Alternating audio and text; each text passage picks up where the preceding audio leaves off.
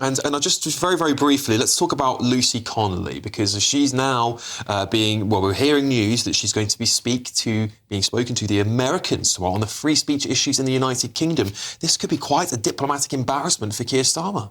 Well, it could, because we know that J.D. Vance, the Vice President, is very concerned about what he sees as the erosion of free speech in Europe as a whole.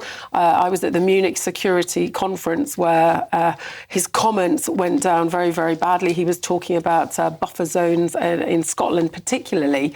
They have obviously got their eye on Britain and they are not happy with what they are seeing. Now, the Prime Minister has been questioned on this and he's been very firm, and he's said we have a great tradition of free speech in this country and, you know, we will cherish it and uphold it. But of course, there's very different views with Lucy Connolly, because she did put out a tweet which was horrendous. She went to jail. Many people think that that was excessive, but she did plead guilty to inciting violence. And now she's out, and there'll be plenty of people that think, quite right, she should have gone to jail. But there'll be others that think that it was disproportionate, that the fact that she had said, you know, she talked about burning down migrant hotels, but she'd said, for all I care, that perhaps that was rhetorical. And obviously she's going to be talking to people in Washington. You imagine that she's going to have a pretty dim view of her treatment. Yes, I believe we're hearing the latest that Lucy Connolly has said that she was held a political prisoner by Keir Starmer. So she's pointing the finger directly at the Prime Minister there. So just to repeat that there, Lucy Connolly is suggesting that she was held political prisoner by Keir Starmer. In her latest comments now, she's of course out of prison. She's speaking freely. And let's go over to sort of compare that with what J.D. Vance has been talking about, because he was out tweeting not that long ago. This big social media influencer in the United States have been blocked. I think on X had his account removed, and J.D. Vance tweeted saying, listen, this account here has constantly criticised me. This man is quite famously criticising me and my wife and my family and everybody. However, I'll die for his right to be able to say what he says. Is there a sense that Britain, particularly perhaps amongst the Americans, that we treat free speech as a little bit of like a bit of a draconian tool, perhaps, to use on the public when we have sort of moved into this Orwellian nightmare? And J.D. Vance thinks that actually free speech should be free and that we should have this sort of a constitutional agreement, perhaps. And some are even suggesting we should have a constitution here, First Amendment. But J.D. Vance perhaps being a little bit more on the side of the liberal argument on this. Well, yes, and some of them think there's evidence of sort of two-tiered justice because of the case of the local Labour councillor who made a throat-slitting gesture. The difference was that he chose to plead not guilty, so it was in fact a different thing. But you can see how people could look at them side by side and think that there's one rule for somebody on the right and another rule for somebody on the left. Look, this is difficult. I mean, I was at a free speech event chaired by Nigel Farage in Parliament a few weeks ago with a number of Republican congressmen. I interviewed them after about free speech, and they were talking about the Online Safety Act. But, you know, this stuff is hard. The Online Safety Act, there is a duty to try to keep children safe. And also there's plenty of people in America that say, well, it's a bit rich coming from Trump in that Trump has controlled, basically has blocked certain press organisations from having access in the Oval Office, in the White House. You know, they've cut out certain outlets. So there's plenty of people think that there's issues with free speech in America, whatever. Plenty of people on the right in the States think that we have a problem. Yeah, and I hear some universities are being challenged with their free speech as well. So yeah, you may very well be right there, Catherine. But let's. Hello, I'm Bev Turner. Now, it can feel like the money in our bank accounts at the moment does not keep up with the cost of living, and maybe there's a solution. I'm here today with the CEO of TallyMoney, Cameron Parry. Cameron, what is TallyMoney? Well, Bev, with TallyMoney, you get a current account and a debit card, but instead of pounds, you use milligrams of gold as your everyday money. So why gold? Gold traditionally is a great store of value. It has, on average, gone up at over 11% per annum for the last 25 years against the pound. It's tripled in value in the last decade. And in the last 2 years alone, it's increased by 50% against the pound. Banks' savings products just can't compete with that level of growth.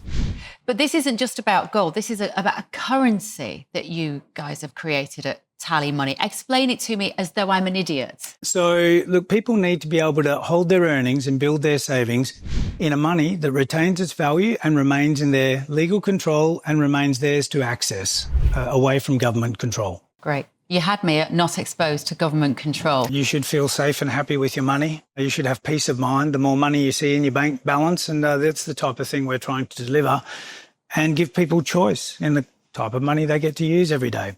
Brilliant. Thank you so much, Cameron. Thank you.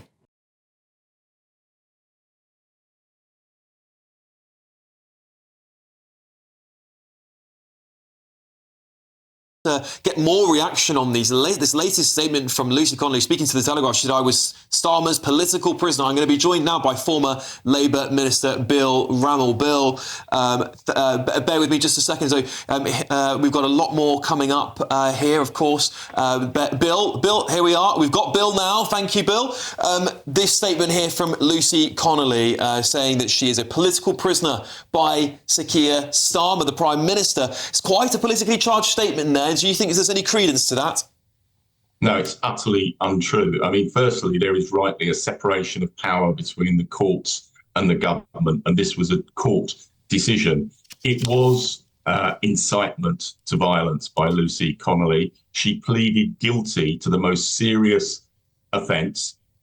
After she was investigated, she put out on social media that she was going to play the mental health card, really demonstrating intent in what she was doing.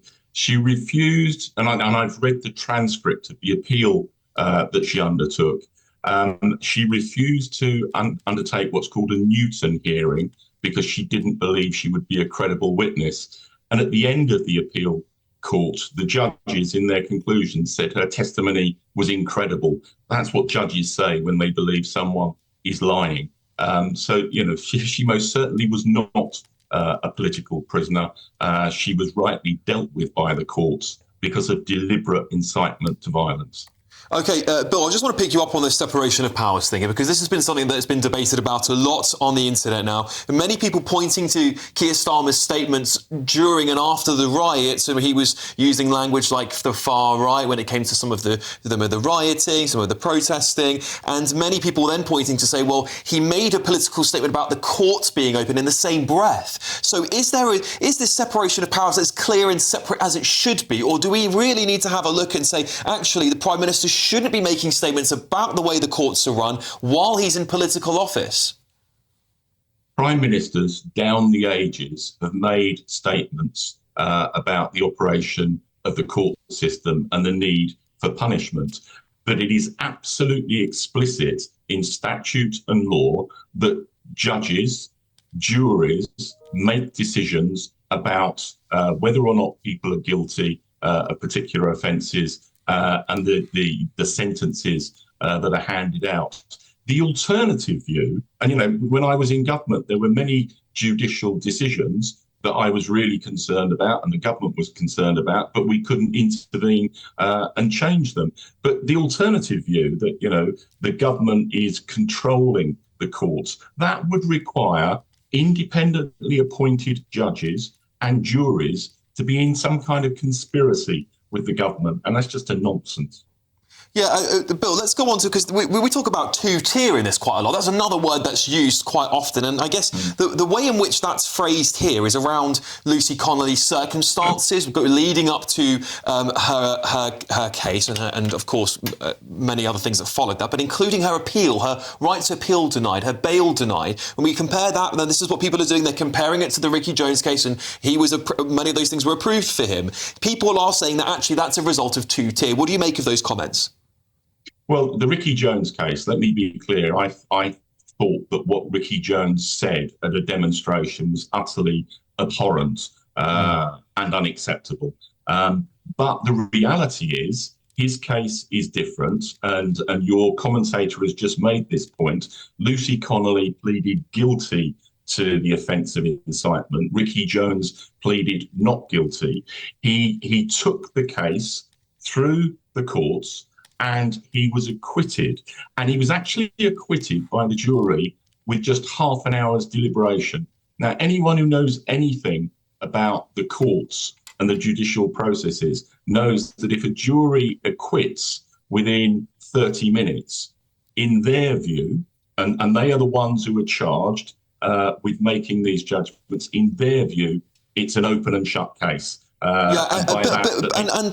And Bill, I think this is really important because it is that point there, isn't it? It's that the jury, a bunch of your peers, being the ones who make the final decision on you, seems to be the big differentiator, because perhaps the judge, or judges in some cases, are just out of touch with where the boundaries should be on free speech. Maybe the judge should have looked at Lucy Connolly's case and gone, actually, I don't think this is a very severe sentence we've had. We've seen news reports the last few days of people who have committed far more heinous crimes, in my opinion. They've got lesser sentences than Lucy Connolly. So is there a point to be made here that perhaps judges are out of touch of the severity of which of the sentence they gave her, but also where the public are on free speech issues?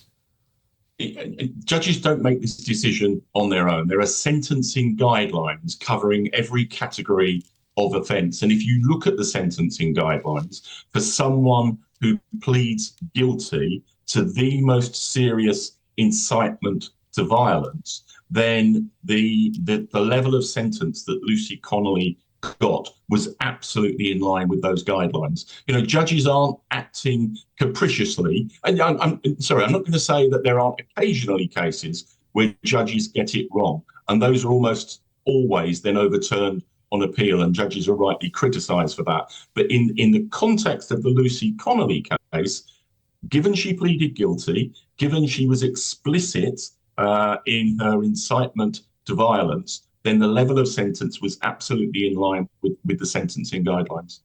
Well, look, thank you, Bill Rammell, there, former Labour Minister. Thank you very much for joining me to give me your thoughts on that evolving situation with Lucy Connolly there. We're now going to be joined by political strategist and commentator Peter Barnes. He's going to be joining me in just a moment. Peter, lovely to see you, my friend.